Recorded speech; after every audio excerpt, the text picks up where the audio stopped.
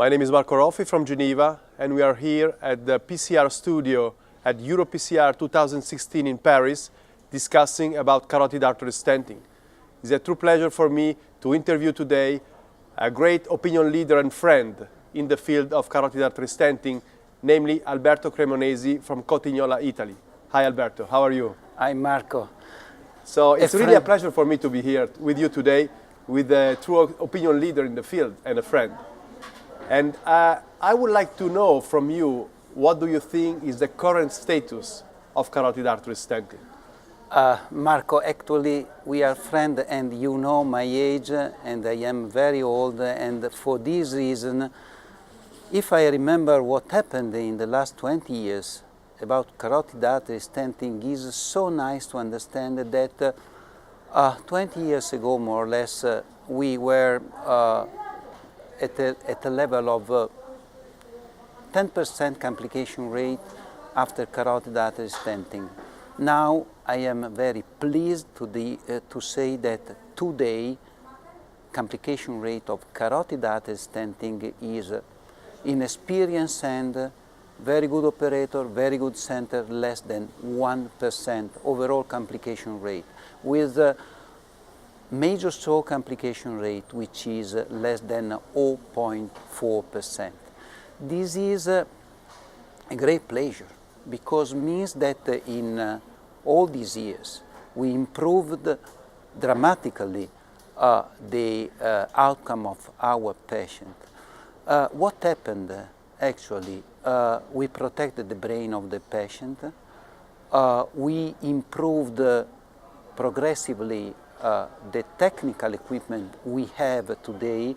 We went toward what we say tailored carotid artery stenting, matching the technical characteristic of the device to the anatomy, to the lesion, to the symptomaticity of the patient. And now I can state without any doubt that carotid artery stenting can be a first choice for treatment of critical bifurcational carotid stenosis and is actually equivalent in experience and to carotid endarterectomy. So actually I think this statement is very important for all the people that believe in carotid artery stenting and endovascular treatment in general. So you mentioned obviously operator experience. I think you would agree with me that anatomy is very important. So, but still, there are some limitations of the procedure. So, in your opinion, what are, if any, limitations of current procedure of carotid artery stenting, and how should be solved? Limitation can be relative to some point.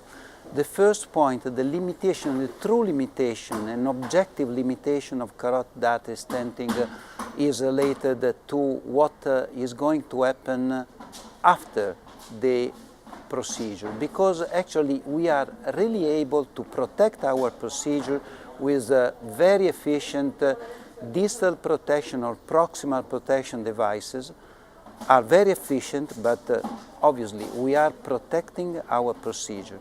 And you know perfectly that the interaction of the stent and the plaque is going on until the stent will be re-endothelized, means generally speaking 4-5 weeks after the procedure.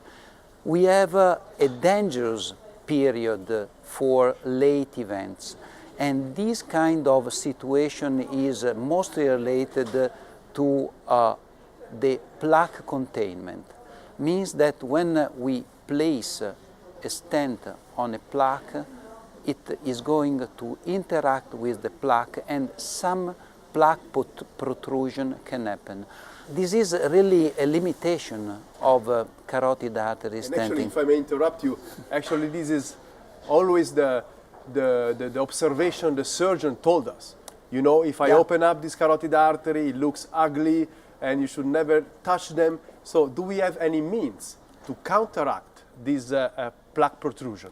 Yeah, we are opening what probably will be a something will change our paradigm for carotid artery stenting, which is the double layer mesh stent. Means that today, instead of having a single layer nitinol stent, today we have something which is putting together great radial force for opening the vessel and keep it open over time, but also something which is a net inside the first frame, high radial force. Inside this frame there is a net, nitinol net or plastic net, it doesn't matter, very thin net in order to contain the potential plaque protrusion.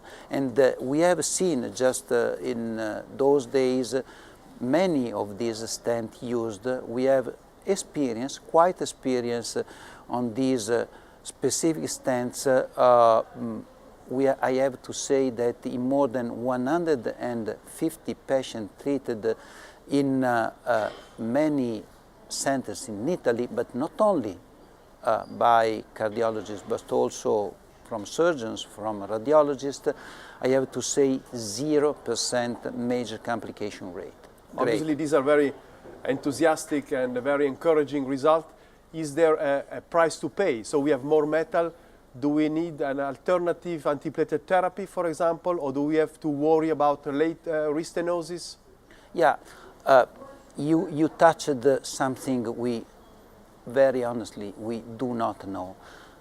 More metal means more interaction with the artery wall, with the plaque, and probably we have really to suspend every judgment for the time being. We do not know.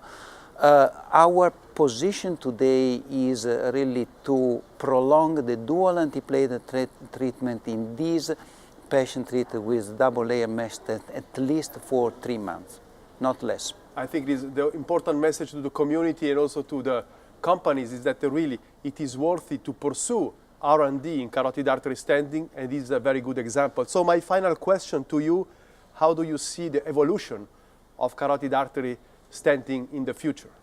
2 points. One is a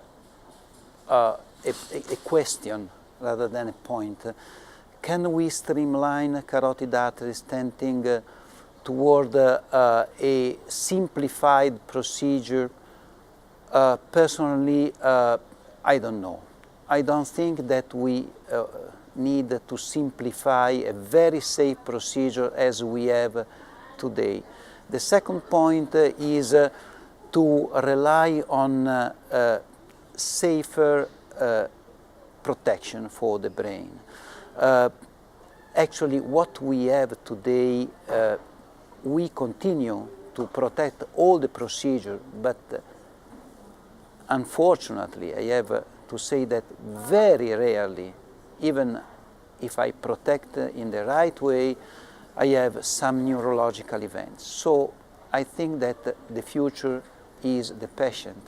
And what we are doing with carotid artery stenting, we are preventing a stroke. So this is our main goal. I don't see significant modification in the last 3 or 4 years, but probably different frame, stent frame, different materials, so even to prevent plaque protrusion could be a great solution. So I thank you very much for your insight. I think if I may wrap up, we had very important information. First of all, carotid artery stenting is here to stay. Today, in the hands of experienced operator, is equivalent to carotid endarterectomy. Second, there have been some progress in technology, one of them being the double layer mesh stent. And finally, there is a great hope for this technique in the future. So I hope you have enjoyed, as I did, this conversation with Alberto Cremonesi. I would like to thank you. Goodbye.